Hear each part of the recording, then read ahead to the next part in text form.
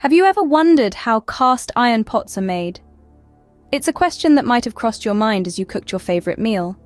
Cast iron pots, known for their longevity and even heat distribution, are a staple in many kitchens across the globe. But how do these culinary wonders come to be? The answer lies in a process that, while it may seem intricate, is something that anyone can learn about. From the extraction of iron ore to the melting of cast iron, and finally, the pouring into molds, each step plays a crucial role in shaping these resilient cooking vessels. It's a journey that transforms a raw, unrefined element into a pot that might just be cooking your family's treasured recipes for generations. So pull up a chair and prepare to dive into the fascinating world of cast iron pots. Keep watching to unravel the mystery of how your favorite cast iron pots come into existence. Before diving into the process, it's crucial to understand what cast iron is. Cast iron, in its simplest form, is an alloy of iron and carbon, with the carbon content typically ranging between 2 to 4%. This carbon content, coupled with the iron, gives cast iron its distinct properties. Now you might be wondering, what's so special about cast iron? Well, it's a material that is valued for its heat retention and even heating capabilities. This makes it a favorite for cooking pots, as it can maintain a steady temperature even when the heat source is uneven. But there's more. Cast iron is also remarkably durable and resistant to wear and tear. It's a material that has stood the test of time, with some cast iron pots even being passed down through generations. And if that wasn't enough, cast iron is also recyclable, making it an environmentally friendly choice. However, it's important to know that cast iron is quite brittle compared to other iron alloys. This is due to its high carbon content. That's why it's not used for applications requiring a high degree of flexibility. But for our purpose of making pots, this brittleness is not a concern. Now that we've covered the basics, it's also worth noting that working with cast iron requires a certain level of skill and understanding.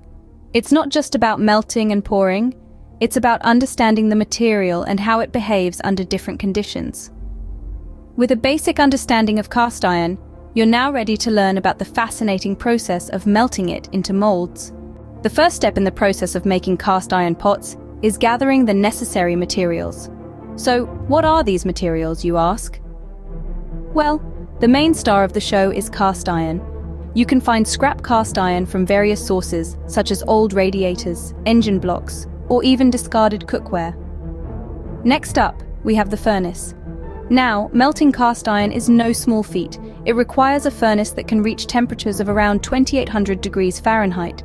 Then, we have the molds. These will shape our molten cast iron into the pots we're aiming for. They can be pre-made or custom, depending on your preference. Lastly, but certainly not least, safety equipment. This includes heat-resistant gloves, a face shield, and a heavy-duty apron. Remember, safety first. Once the materials are in place, we can start the exciting process of melting the cast iron. Now comes the heart of the process, melting the cast iron. To begin with, it's essential to heat the furnace. This isn't a matter of simply flicking a switch and waiting for the temperature to rise. It's a careful process, requiring constant monitoring and precise adjustments. You'll want to gradually increase the heat, allowing the furnace to reach the desired temperature of about 2500 degrees Fahrenheit. This is the melting point for cast iron, the temperature at which it transitions from a solid to a liquid state. Remember, safety is paramount during this process. You'll need to don protective gear, including heat-resistant gloves, safety goggles, and a face shield. It's also crucial to ensure that the area around the furnace is clear of any flammable materials. Always have a fire extinguisher on hand, just in case. Now let's talk about the cast iron. It's not as straightforward as tossing it into the furnace. You'll want to carefully place the iron into a crucible, a container that can withstand the high temperatures inside the furnace. This crucible will hold the iron as it melts, preventing it from scattering and causing potential harm. Once the furnace reaches the melting point, carefully introduce the crucible containing the cast iron. The iron will begin to heat up, slowly at first, but then more rapidly as it approaches the melting point. It's a mesmerizing sight, watching as the solid iron gradually transforms into a glowing, molten liquid. This is a critical juncture in the process. It's crucial to maintain the furnace's temperature and ensure the cast iron is completely melted. You don't want any solid chunks remaining that could cause problems when you pour the iron into molds. The entire process, from heating the furnace to melting the cast iron, requires patience, precision, and a healthy respect for the power and potential dangers of working with high temperatures. As the cast iron melts, it transforms into a liquid that can be poured into a mold to create a pot. With the cast iron now in a liquid state, it's time for the next step, pouring it into molds. The transition from a chaotic sea of molten metal to a perfectly shaped pot is a spectacle to behold. But let's not get ahead of ourselves.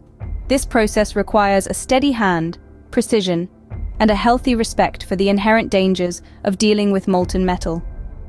The key to successfully pouring the liquid cast iron into the molds is all about control.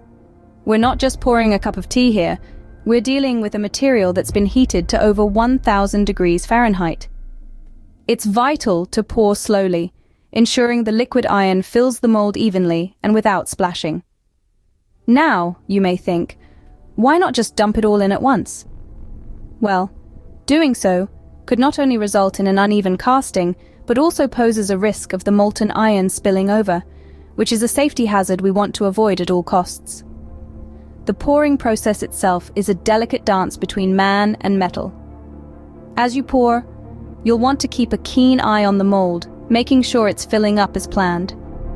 If there are any signs of the molten iron not flowing smoothly or filling the mold unevenly, it's crucial to adjust your pouring speed or angle accordingly.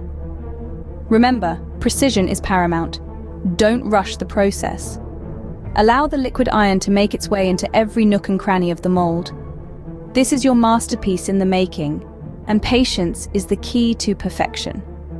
Once the pouring is complete, it's time to step back. The mold, now filled with the fiery liquid, will need time to cool. This isn't just a matter of waiting for the iron to solidify. It's about giving the metal the time it needs to form into the shape you've carefully chosen. And so, with the final drop of molten iron safely in the mold, our role in this process comes to an end, at least for now. Once the liquid cast iron is in the mold, it's a waiting game as it cools and solidifies. We'll pick up from here in the next scene, where we'll unveil the fruit of our labor, a beautifully crafted cast iron pot. After the cast iron has cooled and hardened, it's time for the big reveal. The anticipation is palpable. You've seen the process from start to finish, from raw material to molten iron, and now it's time to see the final product. First things first, safety is paramount. Cast iron is a sturdy material and can retain heat for a long time, so ensure that the pot is completely cool before attempting to handle it. Use heat-resistant gloves or a cloth to protect your hands. Now, let's turn to the mold. The key to removing the pot from the mold is patience. Don't rush this process. You'll want to gently tap the sides of the mold to loosen the pot. You can use a wooden or rubber mallet for this task, but remember, the goal is to ease the pot out, not force it. If it's stubborn, don't worry. Just give it a little more time and try again later. Once the pot is free from the mold, you may notice some rough edges or excess material. This is completely normal and part of the casting process. We can smooth these out with a bit of elbow grease and the right tools.